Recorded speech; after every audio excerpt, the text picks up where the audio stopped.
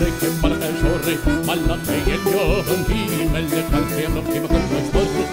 this week's Parsha, Tzav, Moshe is told, command Aaron and his sons regarding the law of a burnt offering. Command, Tzav. The Kohanim were not to eat of this offering. It was supposed to burn on the altar all night, and it's rare. In fact, the Kohanim basically are losing money because they can't eat it. So they had to be sort of commanded, put into a position where they couldn't say no. There are also many stories about how the ashes, after all this burning, were taken off the altar, races to the altar and all that. Very interesting stuff. We'll leave it for another time. This is also the great Sabbath, the Shabbat HaGadol, taken from the words of Malachi the prophet, that says, "Behold, I will send you Elijah the prophet before the coming of the great HaGadol, an awesome day of the Lord." And it's at the end of the Haftarah, and many people think that that's exactly why it's called Shabbat HaGadol. The parallels to Pesach, which is in a week or less, are quite clear. Just as the world was created in the month of Nisan, which is the month of Pesach, and the people of Israel were freed from Egypt on the month of Nisan, so too will they be redeemed of their sins in the time to come, when the Messiah comes for the final time and gives us our greatest redemption. As Elijah is the one to announce the coming of the Messiah, so Passover tradition calls upon us to open our doors at a certain point in the Seder and invite Elijah in to sit down. And in fact, all of us have a cup of Elijah, which when we have very young children, somehow gets emptier and emptier as the evening goes by, so they can ask us, "Oh, was Elijah here?" Anyway, so Pesach, representing the redemption of our people from Egypt, serves as the great redemption announcer in the time of the Messiah to come.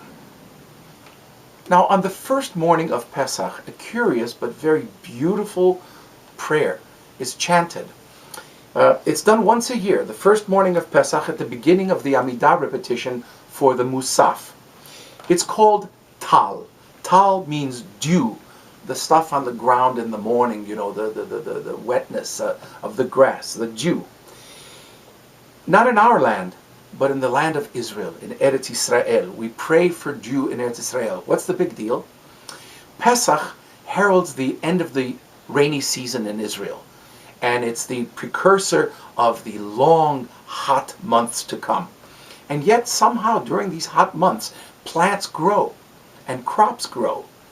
That is due to the breezes that bring moisture overnight from the Mediterranean Sea, which in the morning turns into dew, becomes the dew that we know, and that is actually what feeds the crops their water. That and drip irrigation, but we'll get to that later. They didn't have that in the ancient days. So without this blessing of dew, all of Israel would be mostly arid. Dew is a symbol of revival. And so this prayer speaks of our hope and prayer for the rebuilt and renewed Jerusalem and land of Israel. A prayer that has actually been fulfilled in our day. The musical motifs of Tal bring an almost mystical solemnity to the otherwise celebratory prayers of the holiday. I mean, Seder is mostly fun and beautiful prayer, but in this case it's a serious moment. Remember how important dew is. It is a tradition for the Hazzan or the Shliach Tzibur, whoever is leading the Mussaf, to don a white robe as he or she would on Rosh Hashanah, Yom Kippur, the high holidays. Dew is no small matter, and the prayer for it is taken quite seriously. As is, by the way, the prayer for Geshem, rain, which is sung on Shmini Atzeret in the fall. We have often had the choir join me for this beautiful prayer in a setting by Yosel Rosenblatt that I've done many times here in the synagogue, but this year we're going to be davening in the Malkoff Chapel in a joint service with the Rose Crown Minyan. And in Mussaf, I'm going to put on my white robe and chant Tal to a gorgeous, hopefully it'll be gorgeous, but it is a gorgeous setting of the prayer by my revered late teacher Moshe Ganchoff. I hope to see you in synagogue on that day, actually during the entire holiday, but I personally invite you for the first morning of Pesach, after you wake up groggy from your first Seder, to hear this beautiful and elevating prayer, Tal. May dew fall upon the blessed land. Fill us with heaven's finest blessings.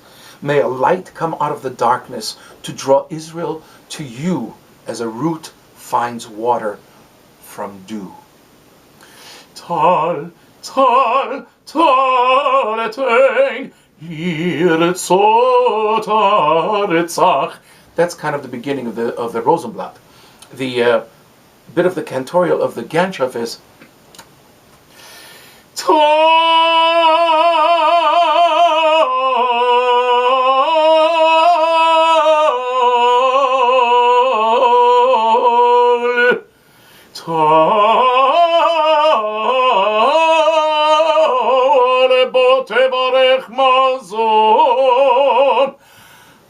more on the first morning of Pesach. See you then. Shalom.